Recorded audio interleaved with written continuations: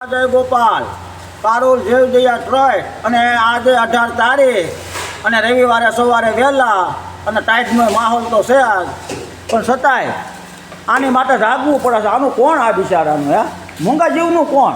એટલે જાગવું પડે, ગમે એ ટાઈટ હોય, તડકો હોય, સોમાવું હોય, પણ આની એક વેદના જોઈને અમારે જાગવું પડે ભાઈ. તો આ બધીને પડકા ફેરવવાના, બેહારવાની, ગોળવાળું પાણી, ખાણ, ઘાસચારો, કબૂતરને સાણ, આવી બધી સેવા કરવી છે. તો અમારે કોઈ સેવામાં જોડાવવું હોય, અમારે કોઈ પણનો ગૌ સેવકનો નંબર મેળવીને અમારે એને જોડાવ ભાઈ. તમને ખાસી વાત કરું ને ભાઈ, તો આપણે બધા સવારે ઉઠીને મંદિરે તો જાવી જ છીએ અને જવું જ જોઈએ. અને આ એક મોટામાં મોટું મંદિર છે. આપણને ભગવાને હાનમાં સમજાવ્યા હતા, કારણ કે ભગવાને વહેલા ઉઠીને આની વાહ રખડતા તોય આપણને હજી મગજમાં નથી બેહતું. તો આ ભગવાન એવા છે અને ઓલા ભગવાનમાં આ ભગવાનમાં એટલો ફેર છે. ઓલા ભગવાનને 32 ભાતનો ભોજન ધરો તો એ થાળ એમને પડ્યો રહે ને આપણે જમવાનો રહે.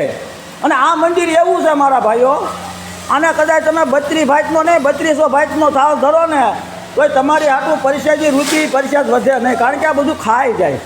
અને ભૂખ છે અને કાંઈક પેટની વેદના છે, પણ કોણ સમજે? સમજવાવાળા જે છે હે એ બિચારા સમજે જ છે, પણ નથી સમજતા. એ તો જે આપે એને ના પાડે. એટલે આવું છે.